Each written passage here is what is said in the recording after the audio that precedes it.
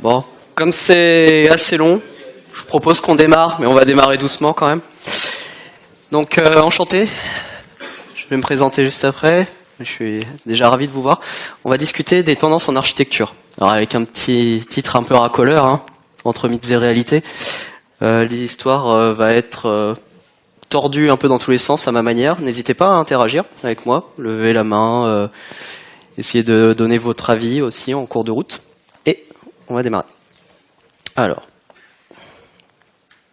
déjà avant toute chose, moi-même Adrien Hortin, je suis CTO à Zenica. Alors je mets souvent que je suis aussi père et époux, ça a un sens dans ma tête, mais peut-être pas pour tout le monde. Ça fait que il y a le côté responsabilité et tout ça. Je suis aussi architecte de système d'information, donc je travaille sur des architectures complexes en général. J'accompagne des clients, des grandes DSI, etc. pour installer soit de la containerisation, soit des plateformes data, beaucoup de choses différentes. Hein. J'ai travaillé sur pas mal de types d'architecture. Et je suis aussi professeur d'arts martiaux, je fais un peu ma pub, parce que c'est à Dijon, pour les Dijonnais. Alors, avant qu'on commence, mon avis sur les architectures IT, et c'est pour ça qu'il y a ce titre un peu racoleur, c'est que pour moi, effectivement, c'est d'abord une histoire de tendance. Mais c'est aussi des mythes. C'est-à-dire qu'à chaque fois qu'on parle d'architecture, quand on lit dans la presse, quand on regarde des confs, on a souvent en plus ce côté hype de dire tiens, ça c'est super intéressant, en fait on devrait l'utiliser. Alors que bon, c'est plus une histoire d'être entraîné par les communautés que par regarder effectivement si vous en avez besoin ou pas.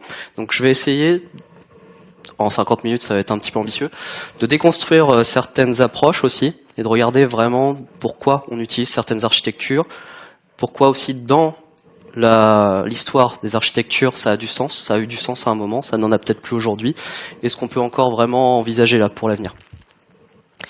Et donc je vais me focaliser surtout sur la réalité de terrain. Alors, pas mal de name dropping dans ce talk, c'est-à-dire je vais jeter beaucoup de mots, il y a énormément de noms d'architecture, hein, parce qu'on va couvrir quand même une vingtaine d'années. Vous n'hésitez pas, si je vois des yeux qui se plissent, tout ça, j'essaierai de détailler un petit peu très rapidement, succinctement chaque mot. Vous n'hésitez pas à lever la main comme ça, à faire des petits gestes. Voilà. Et ouais, bon, ça c'est juste pour les jeunes, c'est comme ça, je vais raconter ma vie. Et c'est là que vous sortez vos portables, s'il vous plaît. Petit sondage. Alors, soit vous allez directement sur menti.com, parce que le QR code, il vous redirige juste sur le site, mais ensuite, il faut entrer le code. C'est tout bon? Ah, il est là. 85 15 39 16.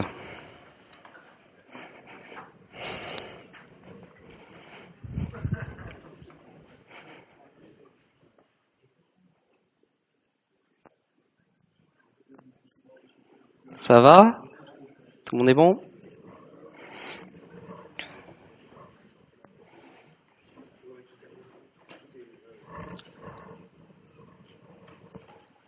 J'en vois encore qui essayent de scanner.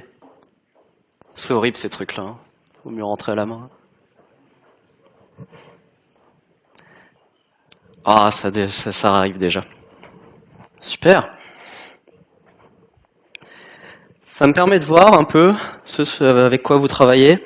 Si vous êtes, c'est quoi votre focus au final? Oh, je vois de l'hexagonal partout et vous n'êtes pas dans la conf d'à côté? Merci. Clean Archi. Ok. Oh, ça bouge. Non, en fait, j'ai une communauté d'architectes là qui est venue me voir. Oh, la pression. Ah, d'accord.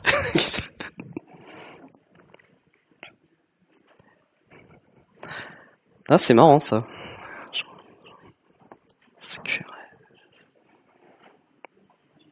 Bon, on s'arrête à combien? À 200 réponses?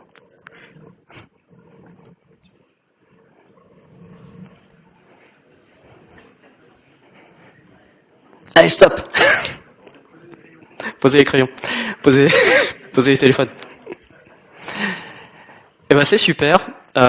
Donc là, ça me fait voir un peu la tendance du moment avec tout ce qui est plus gros, moins gros dedans. On voit un petit peu de choses très, c'est très hétérogène hein, là-dedans. Quand on regarde de la clean architecture, la MVC, on voit aussi des patterns de façade. choisis un tout petit N-tier là du SOA. Il y a quelques vieux dans la salle, c'est bon, je me sens pas tout seul. De l'hexagonal, du monolithe. Ouais, ça j'aime bien le monolithe. On va en reparler. De l'event driven, tout ça. Donc on voit, il y a plein de termes différents. C'est très hétérogène et finalement ça se recoupe pas et en plus ça adresse différents niveaux. Donc pour moi ça me permet de voir où vous en êtes et sur quoi me focaliser après. Et ça continue. Ok, on va passer à la deuxième question. Hop, normalement, reprenez vos téléphones. Alors, c'est juste l'archi sur laquelle vous travaillez actuellement. Juste une.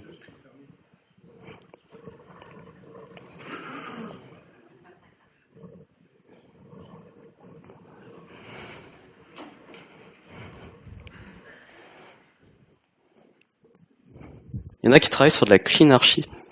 Alors là, il faudra m'expliquer parce que j'ai relu le livre encore hier, avec une discussion avec Christophe Bréret-Girardin qui fait plein de talks sur les archis hexagonales et on regardait et on se disait il n'y a rien de concret en fait dans le bouquin Clean Archi. Exactement. C'est la page 200 qu'on a regardé.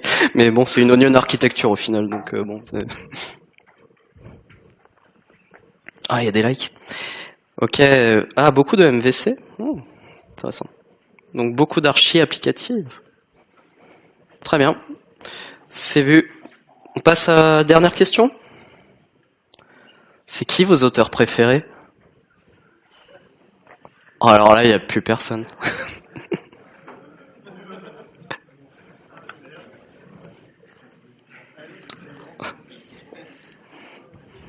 Mickey.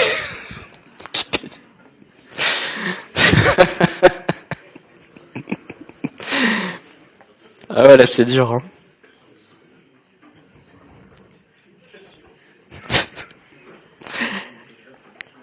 GPT. Non mais arrêtez, enfin, chat GPT. Qui? Je vous préviens, je parle pas d'hier. Hein. C'est tout bon? Bon, ok. On va s'arrêter là. Ouais, non, je vois pas quelques noms en plus qui ont beaucoup influencé les architectures ces dernières années. C'est dommage, donc j'en parlerai peut-être plus vers la fin. C'était pour voir un peu tout ça. Et c'est vrai que les écritures en architecture se perdent un peu, parce que on le verra, les thèmes d'architecture sont beaucoup noyés dans les thèmes d'ingénierie. Hein. On cherche beaucoup de solutions aujourd'hui, mais on prend peu de recul sur ce qu'on fait. Alors on va revenir sur ma presse. Je suis désolé, maintenant vous allez devoir m'écouter au lieu de lire vos trucs. On va avancer. Merci. Alors, c'est parti. Je vais essayer d'aller un peu vite sur cette partie pour qu'on passe plus de temps sur la deuxième qui est peut-être plus intéressante pour vous. Donc je vais reprendre un peu l'histoire quand même des architectures, juste pour qu'on voit par la suite ce qui peut être comparable et puis faire quelques callbacks. Ah oui, pardon, excusez-moi, parfois je fais du franglais. Désolé. J'ai mangé un Jean-Claude Van Damme avant de venir et passe pas. Donc, une évolution commençant à la préhistoire. Au commencement, c'était quoi la première architecture? Vous vous souvenez de vos cours? Ouais, bon. Après, quand il y en a une. Ah non, MVC, ça arrivait bien après. On n'a pas le même âge. Merci. J'ai mal au dos. Non, c'était vraiment l'IO en fait. C'était du calculateur, hein. Et si on reprend vraiment l'informatique, ce que c'est, même en anglais, c'est computer. Computer, il y a compute. En fait, on va juste faire un calcul. Donc en fait, votre première archi, c'est une calculette. Moi, quand j'ai commencé mes cours d'archi logiciel, j'étais tout passionné. Je fais c'est de l'architecture et tout, je vais construire des trucs. Et au final, non, c'était des 0 et des 1, et puis je devais faire des portes logiques. Parce que ça commence comme ça. On travaille avec une entrée et on veut avoir une sortie. Et au milieu, on a une unité de traitement.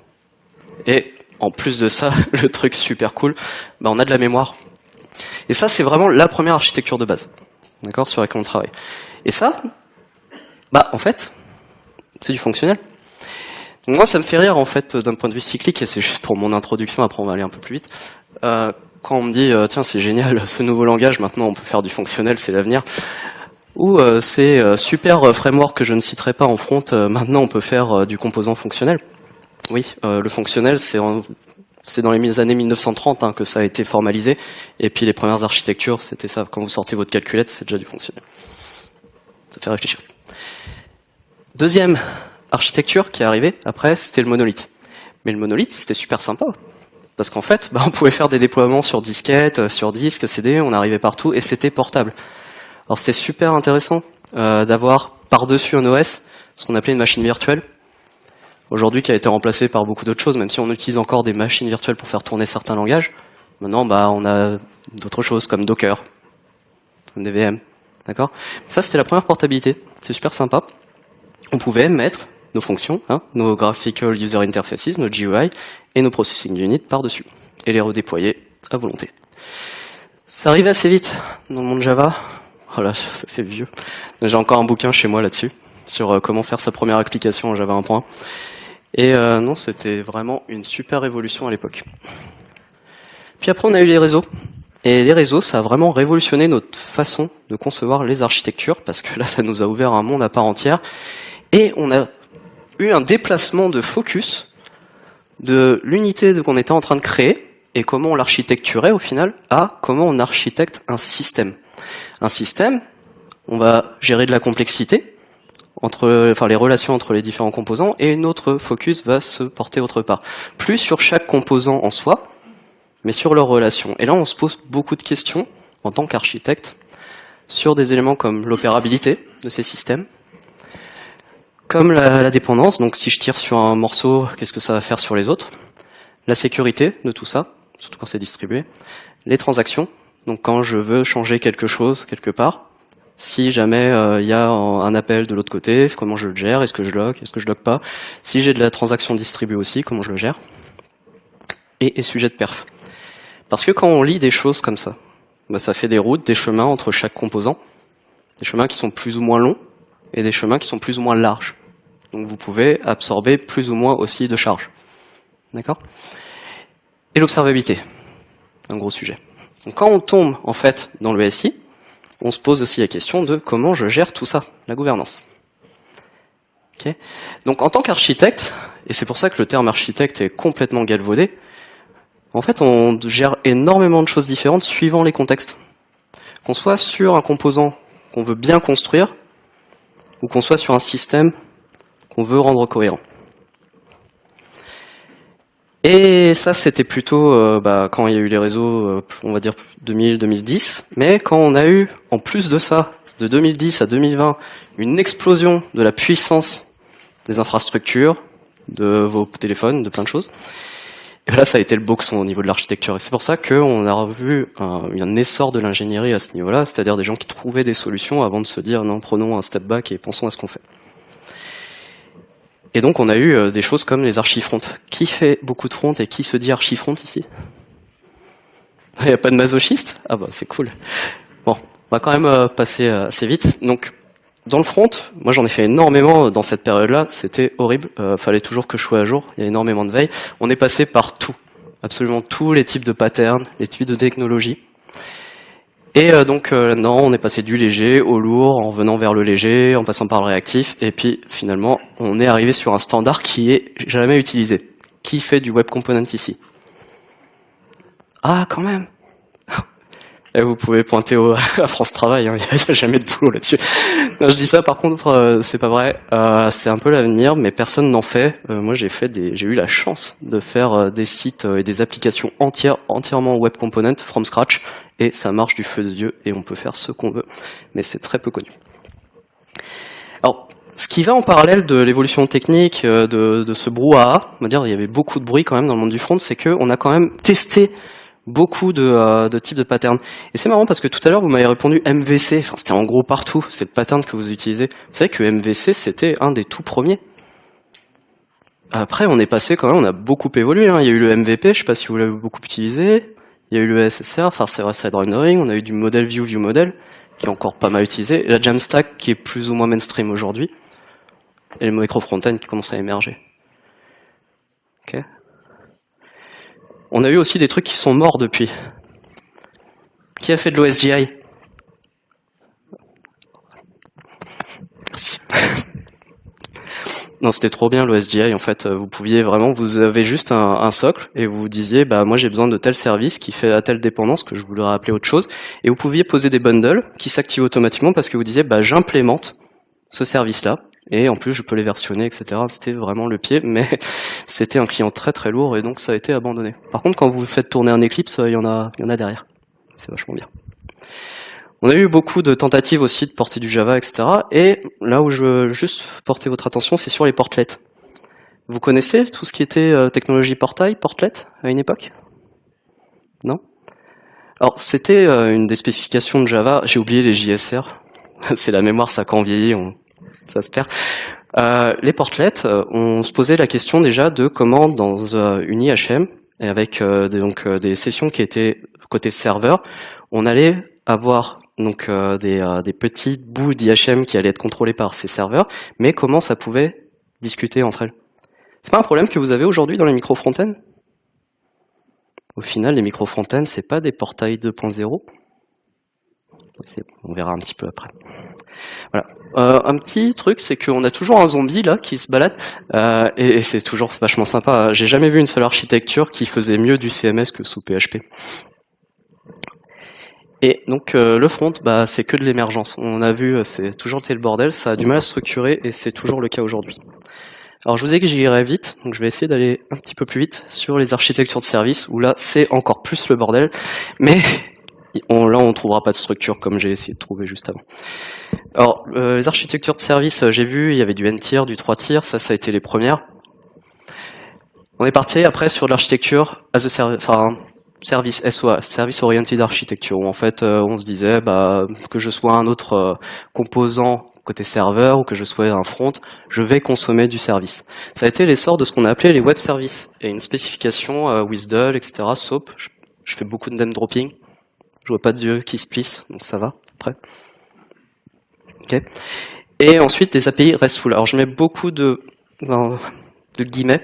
J'en mets pas assez, parce que la plupart du temps, on voit surtout des services HTTP qui respectent pas vraiment ce que c'est du REST. Est-ce que tous les gens connaissent l'architecture REST ici? Ah, ça va quand même. Bon, je suis rassuré. Et le RPC. Est-ce que vous connaissez le RPC? Ouais, quelques-uns quand même. Alors, j'en vois pas beaucoup des mains levées. Alors, c'est Remote Procedure Call. D'accord? Et le principe, c'est je suis un client distant. Je veux appeler un serveur ou un service, mais en fait, je fais comme si ce service était chez moi. Donc j'appelle une interface, mais derrière, il y a de la transformation, hop, et j'ai l'impression que je l'appelle en local, alors qu'en fait, il y a un appel réseau. Okay. Ça, on l'a vu énormément, je ne sais pas si vous avez déjà fait en JavaScript du DWR, Direct Web Remoting. C'était une super bibliothèque qui vous permettait en fait de coder en JavaScript un appel sur une interface, sur un service, et derrière, ça faisait un appel HTTP sur un serveur Java, et vous aviez l'impression de faire du local, mais en fait, il y avait cet échange serveur en asynchrone.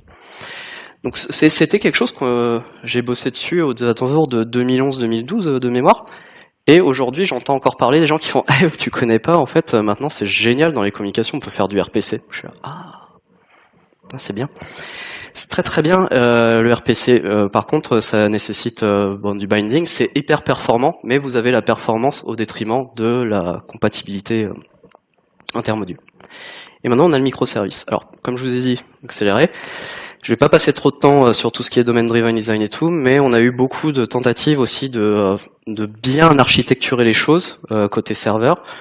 On a aussi essayé d'avoir de la philosophie là-dedans, c'est-à-dire est-ce que finalement, quand on architecte un ensemble de services, un parc applicatif ou alors même des services en soi, est-ce que finalement on peut être guidé par quelque chose? Alors, il y a eu une mode aussi pendant un moment où on était guidé plus par ce qu'on appelait les business rules, c'est-à-dire mettre le métier vraiment au cœur des SI et se dire c'est du process. J'ai bossé énormément sur du business rules management system que je vois encore dans des assurances, des trucs comme ça.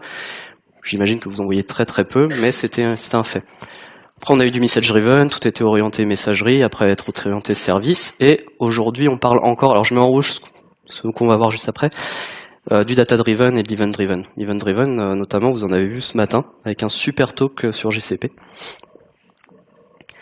Et on a aussi, dans le tas de ce gros... je reste poli.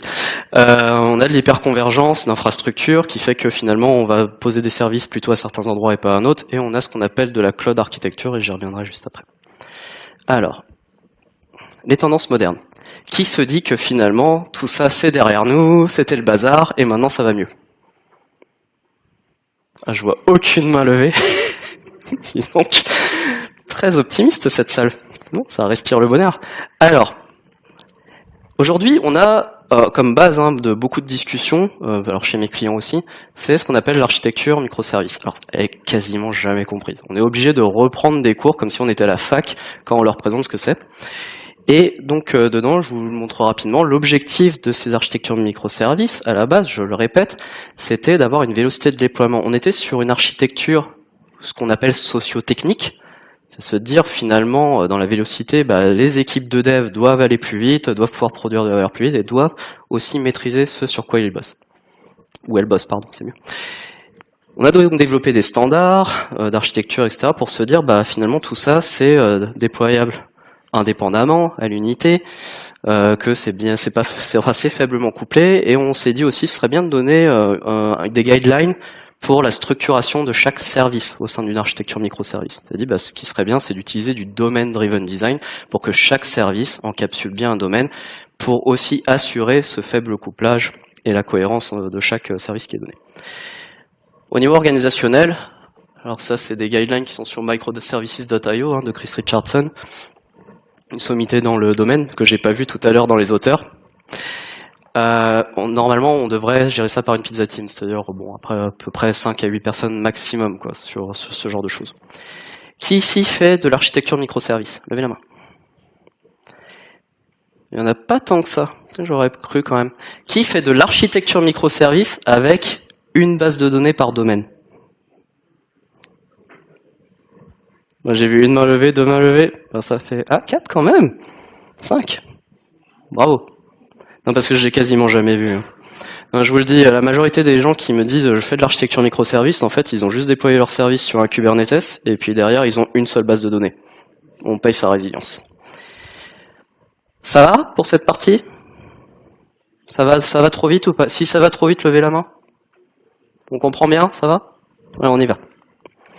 Deuxième, data driven. Qui connaît le data driven ici?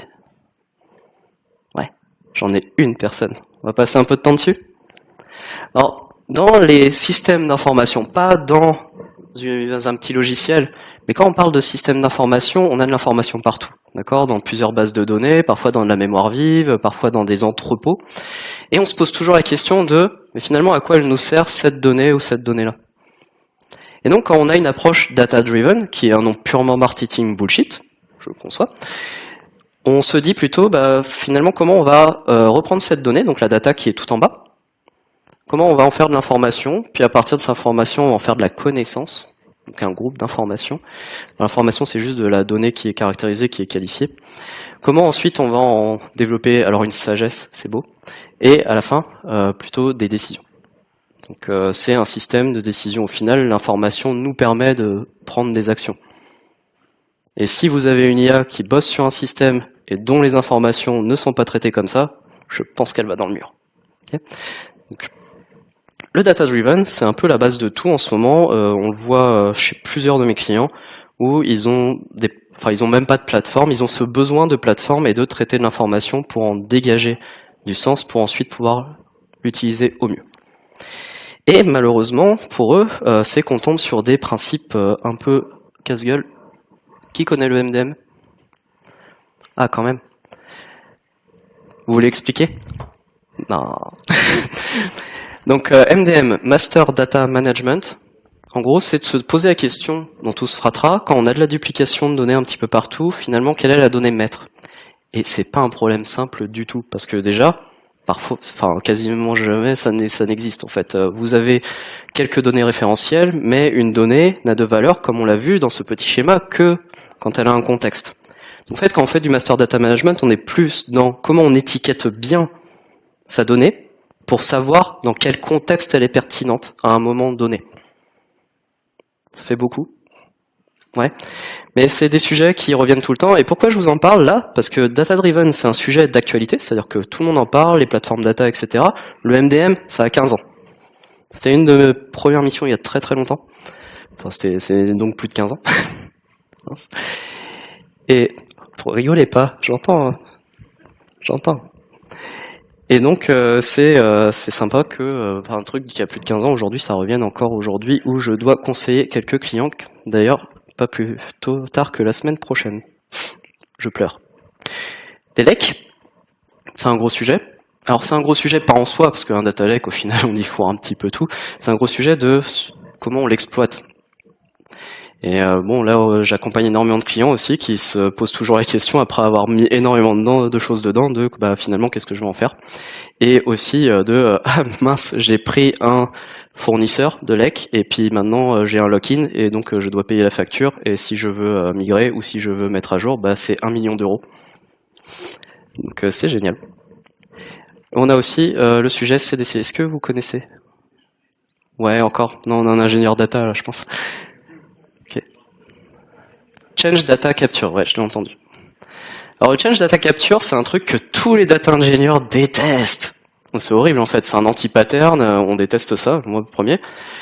Et malheureusement, la majorité du temps, quand vous travaillez sur du data-driven, vous avez du legacy, vous avez des données qui sont un peu répliquées, et parfois il faut les répliquer encore plus, juste temporairement, et donc vous allez faire du CDC partout, vous allez mettre des heuristiques.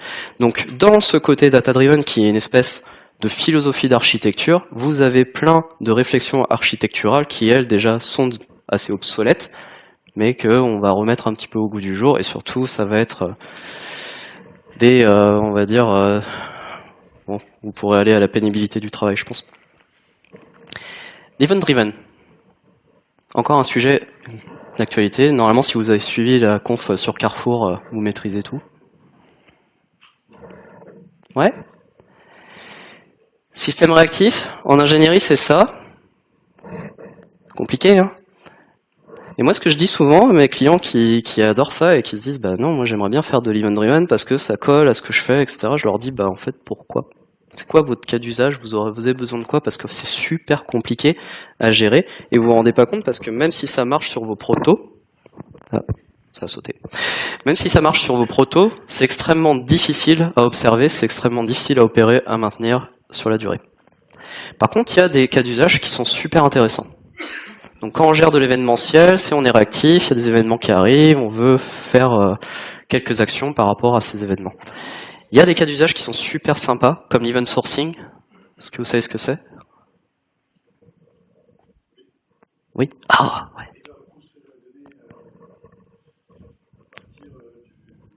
ouais. Un event, voilà, qu'on appelle un event log. Parfait. Merci beaucoup, je me sens moins seul. Et aussi la consolidation de données en temps réel, c'est-à-dire on peut aussi faire de l'event sourcing, mais un petit peu plus en temps réel. Vous avez vu ce matin avec Carrefour, j'espère que vous y étiez, parce que j'arrête pas d'en parler, que en fait on a ce besoin de plus en plus de temps réel, de savoir ce qui se passe dans le système pour prendre des décisions assez rapidement. Ça se passe quand on a plein de data centers distribués et de data warehouse distribués. Et donc là, l'event sourcing est super intéressant et les event driven architectures sont super intéressantes. Dans d'autres cas, c'est de l'overkill. Sauf quand on veut faire de la haute disponibilité sur des systèmes distribués.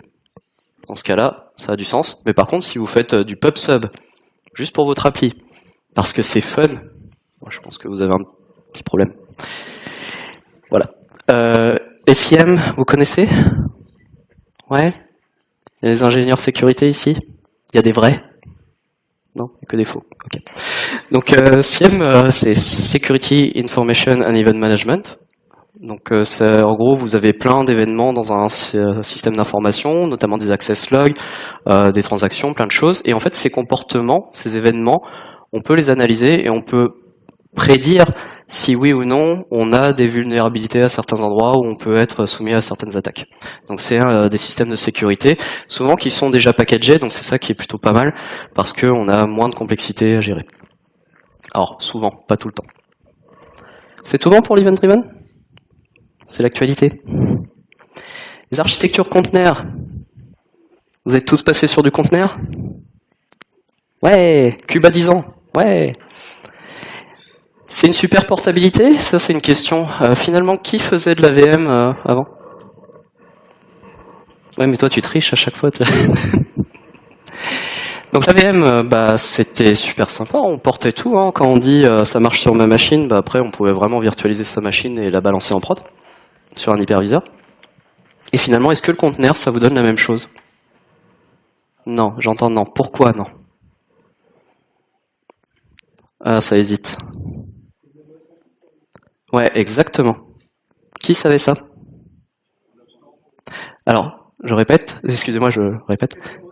Voilà. Quand vous faites du conteneur, que ce soit Docker ou autre chose, vous avez le même OS en dessous.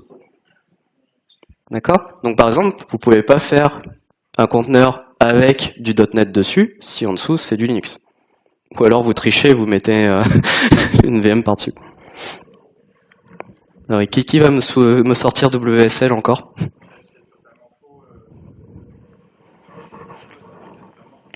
Post-net Framework, les dernières versions, oui. Bon, après je peux te prendre d'autres. Ok, je peux te prendre d'autres.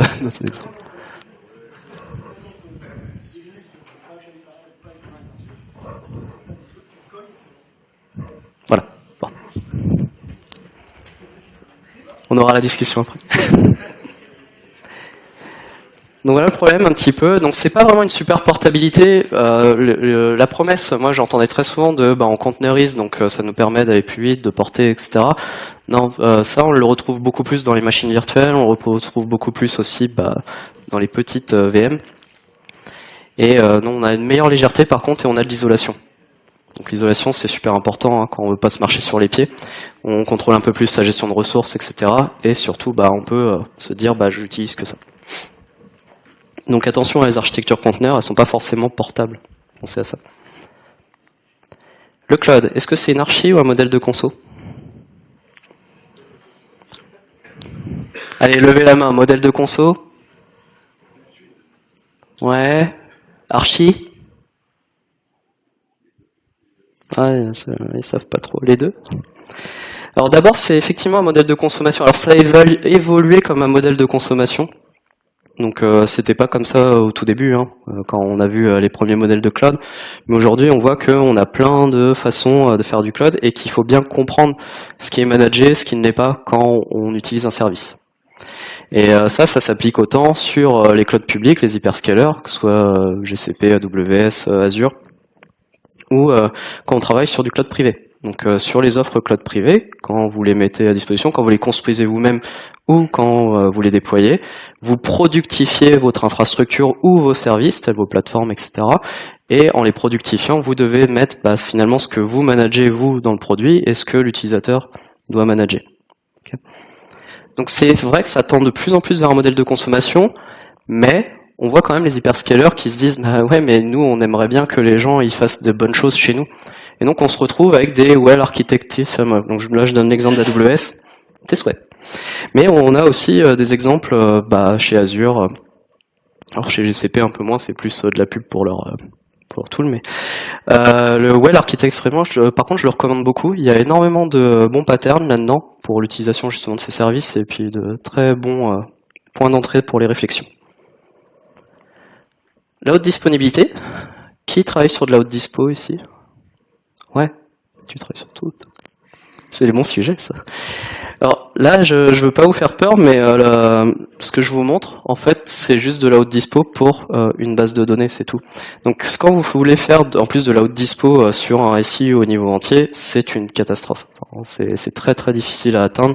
Il y a pas mal de sujets à gérer au niveau de la haute dispo, notamment les sujets de redondance. Puis donc, qu'est-ce qu'on doit dupliquer? Des sujets de synchronisation, parce que quand on duplique aussi, il faut synchroniser des éléments. Souvent, ils sont distribués. Ils sont soit au plus proche de ce qu'on veut servir, soit non. Et on a aussi la logique de spécialisation.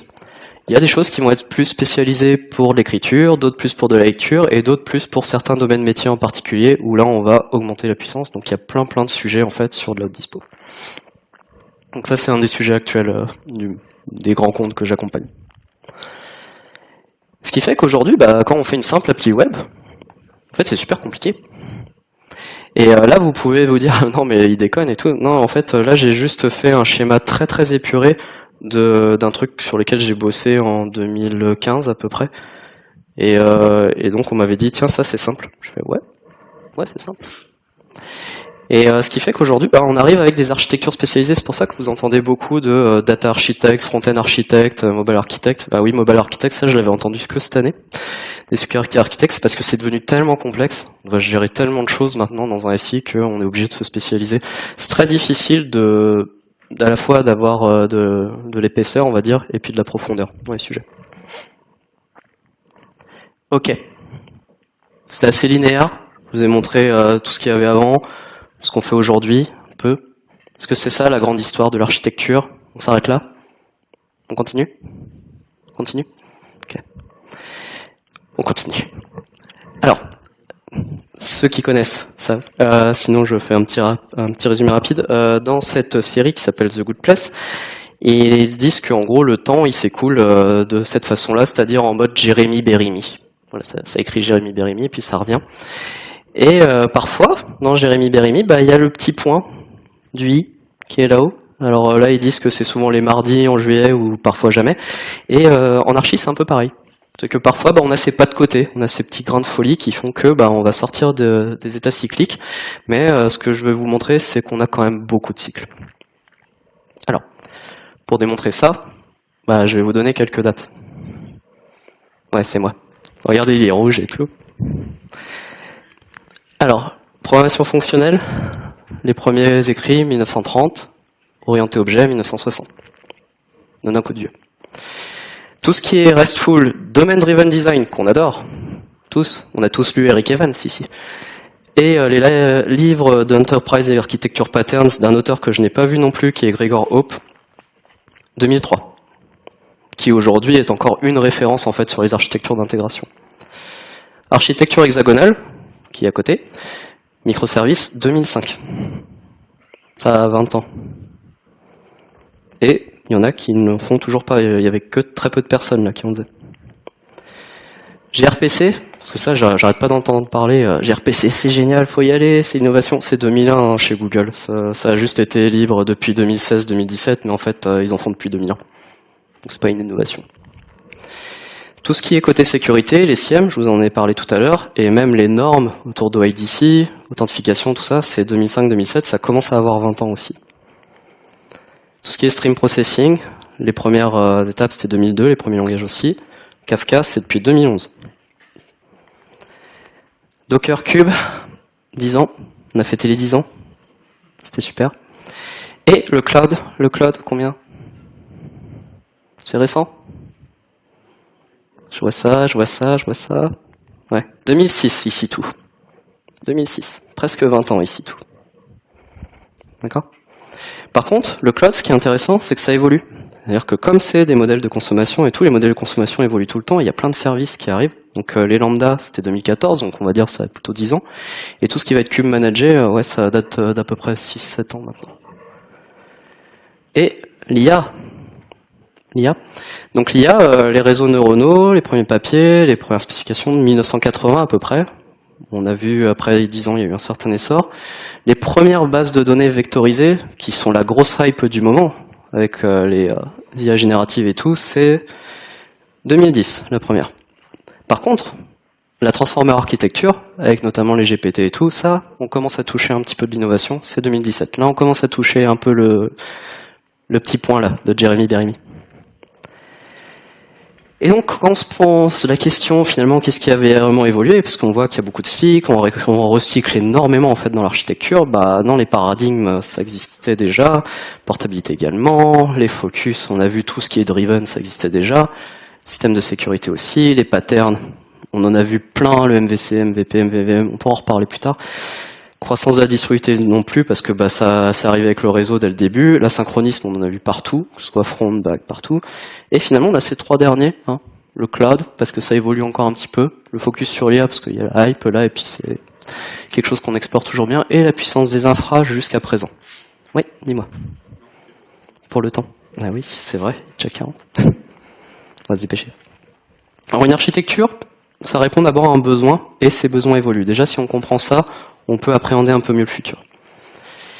Et donc dans le futur, ça, on va déborder là sur l'avenir, et je vais sortir ma boule de cristal bientôt.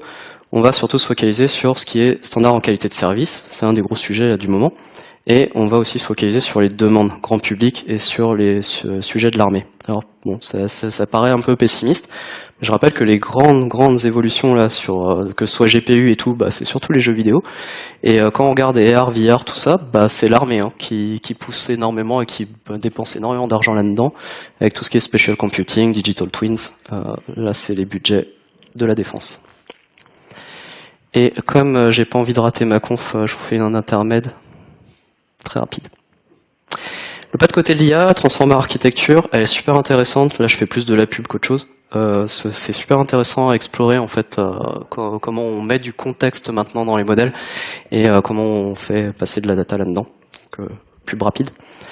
Et les architectures RAG, on me dit souvent tiens, c'est génial, c'est de la hype, regarde, on fait ouais, c'est super simple en fait. Vous avez vu les schémas que je vous ai montrés tout à l'heure pour comparer à ça. Enfin bon, le RAG c'est pas nouveau, hein, mais en ce moment c'est de la hype. Et on me dit souvent, bah, est-ce que c'est tout? Alors non, parce que moi j'ai vu des RAG aujourd'hui, les gens ils se posent pas les bonnes questions et en fait bah, ils dépensent plein de pognon parce qu'ils flinguent leur utilisation réseau. Parce qu'ils rapprochent pas les bonnes choses, etc. Ils n'utilisent pas du manager.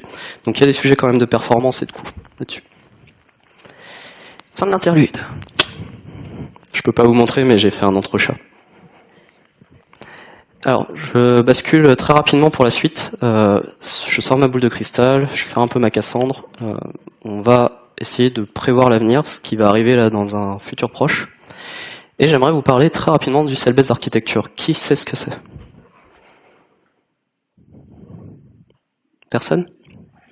Ah, vous serez pas venu pour rien, c'est trop cool. Donc la cell-based architecture, c'est l'architecture qui est basée sur une cellule. Une cellule, c'est la plus petite unité structurelle et fonctionnelle d'un organisme.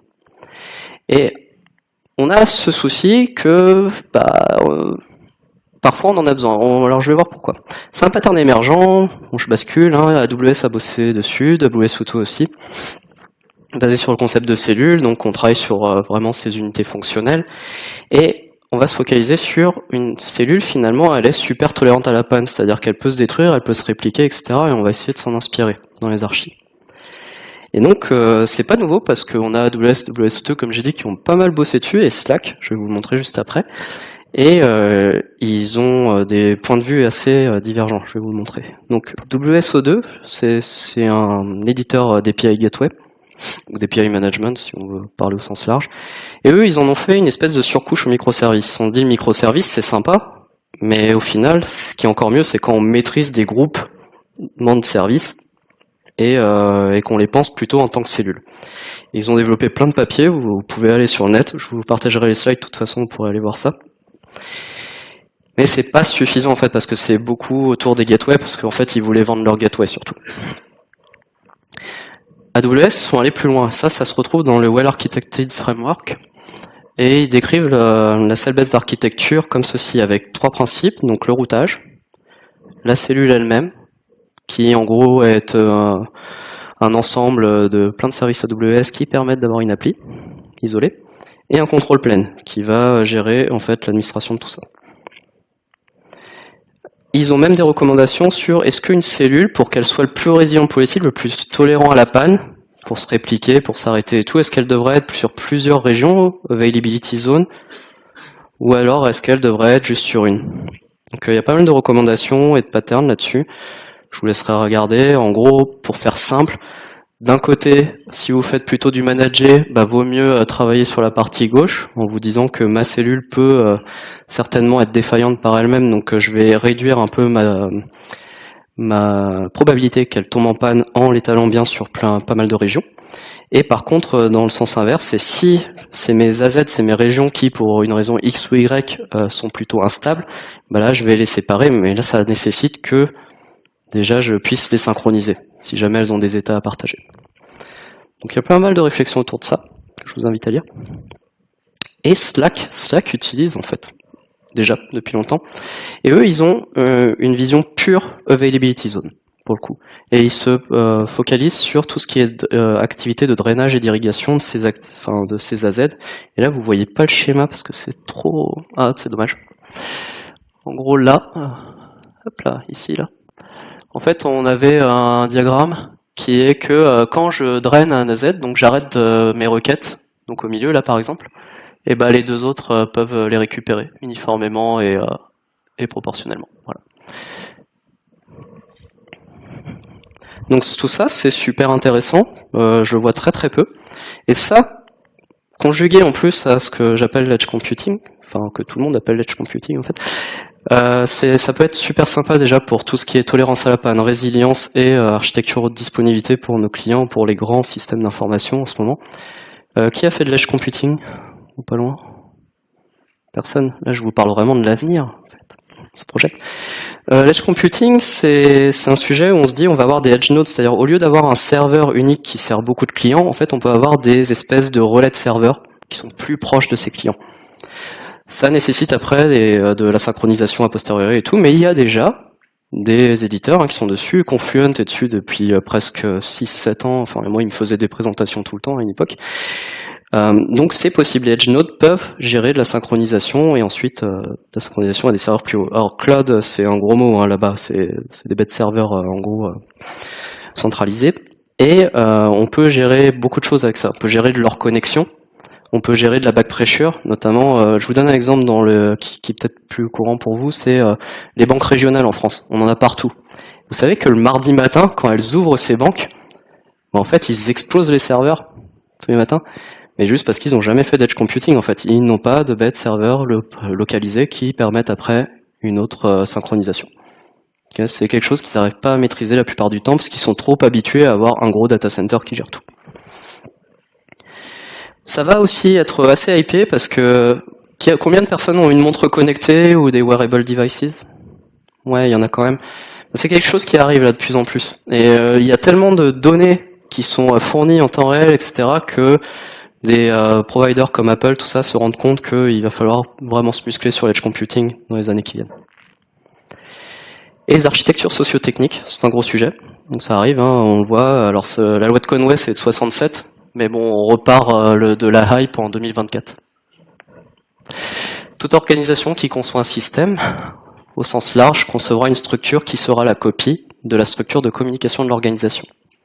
Ça va? Okay. Ça, c'est la base de tout, en fait. C'est ce qui donne les microservices, c'est ce qui donne un peu tout, et ce qui donne aussi une nouvelle hype qui s'appelle le modulite. Donc ça, c'est un petit peu plus proche, c'est en train de monter pas mal. On a même Spring qui s'est vraiment engouffré dans la brèche. On a eu la chance à Zenica d'avoir Josh Long pendant 2-3 jours avec nous, et bon, j'ai mangé avec lui, il a pas arrêté de me parler du modulite. Et donc le modulite, c'est un monolithe en gros, mais à l'intérieur du monolithe, on sépare bien les concerns et on essaye d'adresser cette problématique socio-technique, c'est-à-dire on a une équipe qui peut tout gérer, mais qui découpe bien les choses, parce que peut-être à l'avenir seront plusieurs équipes, peut-être qu'on les déploiera différemment, donc on a une bonne modularisation de notre monolithe qui se déploie à l'unité. J'aimerais terminer là-dessus, avant les questions. C'est finalement l'avenir. Et tout le monde connaît la loi de Moore? Ouais, celle qui disait que tous les ans, en fait, on pouvait multiplier par 2 la puissance des infrastructures, enfin du computing power et tout, pour tout ce qui est puces et compagnie. Mais en fait, on voit qu'elle est plus vraie. Ça fait quelques années, là, on voit que finalement, on stagne pour diverses raisons. Et les principes aujourd'hui, alors en dehors de tout ce qui va être conformité, réglementation, etc., pour les architectes, c'est de se poser la question aussi, qu'est-ce qui est durable dans ce que je construis? Alors là, on parle d'architecture technique, on parle d'architecture de pointe, on parle même de R&D. Je discute avec des CTO chez Red Hat, tout ça, qui parlent de comment, là il y a la hype de l'IA, mais comment on va rendre l'IA durable. Comment on va construire des data centers qui, seront alimentés avec le bon niveau d'énergie, sans construire forcément une centrale nucléaire à côté. Alors rigolez pas, parce que c'est ce qu'ils prévoient de faire les hyperscalers. Et aussi, finalement, quel matériel et comment on le fait durer. Donc sur ce sujet-là, c'est l'avenir, c'est ce sur quoi on penche le plus, là, quand on est vraiment dans l'architecture de systèmes d'information. Et on se pose les bonnes questions sur la durabilité des appareils, sur finalement les applications qu'on produit, est-ce qu'elles sont compatibles avec tout ce qu'on a aujourd'hui, et on regarde aussi les impacts. On les a bien en tête, je vous les ai mis là, je vous partagerai les slides. Et c'est pour moi le plus important. Ça marche plus? C'est fini. Peut-être le début, si vous connaissez Jérémy Bérémy. Donc je vous remercie beaucoup pour votre participation. Pour tous les Mentimeter, tout ça, je vous partagerai absolument tout, enfin aux orgas, puis on verra comment on fera. Et votre feedback est grandement apprécié. Et je suis prêt pour les questions. Merci beaucoup.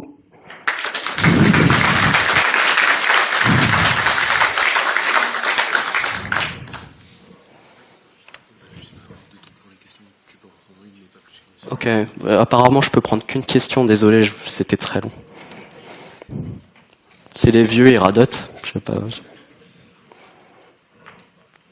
Pas de questions? C'est parce que c'était trop ou pas assez? Ouais, il y a une question.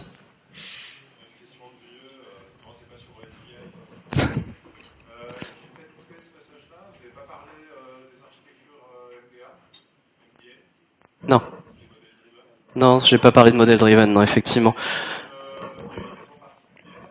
Non, j'en ai juste pas fait le focus. J'ai parlé pas mal de DDD. Effectivement, le modèle driven a sous-tendu le DDD, puis après, enfin, ça a beaucoup évolué vers du modèle driven, tout ce qui est DDD en implémentation. Mais c'est vrai que je suis resté assez vague là-dessus. C'était plus un choix pour tenir dans le temps que. Effectivement, tout ce qui était UML, on a fait du rose à l'époque, Archimel Rose, tout ça. Ah, je voulais pas noyer non plus avec. Dernière question? Non, c'est tout bon. On n'a plus le temps. Merci encore d'être ici, et puis j'espère que ça vous aura été utile.